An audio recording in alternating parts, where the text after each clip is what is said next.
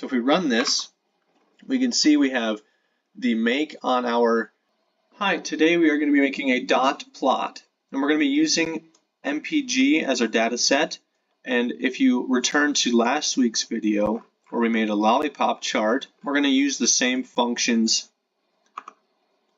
which I will show you now. So what we did last week and what we're going to show you again here is we're going to organize our data based on city MPG. So what's the mileage that these vehicles get in the city? Well, we need to prepare the data group mean city mileage by manufacturer. So we're going to aggregate that data. We're going to list it by manufacturer, and we're going to use the mean function to make it a mean. We're going to change the column names. So one column is going to be named make, the other one mileage. We're going to do city MPG. We're going to order this by mileage. And then we're going to factor this to retain that order with levels of manufacturer, or in this case, we've called it make, because that's the column we're referring to. Now, if we run these in order, you can see we have our data organized from low to high based on make. As we said here, we want to look at, city MPG make, levels make, and our order is based on mileage. So that's what we're going off of. It's going to go low to high.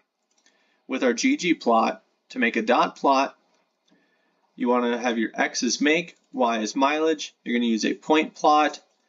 I've used color tomato 2 here. You can use any color you want. I've made the dot size 3. You can customize that as well. Our segment is going to be as such. The x is going to start at make, and it's going to end at make. Our y is where the extension of our data is going to be. This is where the mileage comes into play. Our minimum is going to be mileage, and it's going to end at mileage. So it's going to go low to high mileage, etc. on a continuous axis. Line type dashed, you can do other line types as desired, and the size of that line is going to be 0.1. We want it to be a very thin dashed line so it's not overbearing on the plot. We're using coordinate flip, so it's not going to be vertical.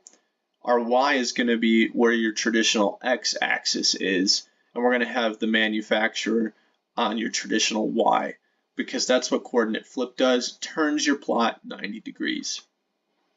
So if we run this, we can see we have the make on our axis here, our mileage here, and you have it ordered from low to high mileage, bottom to top.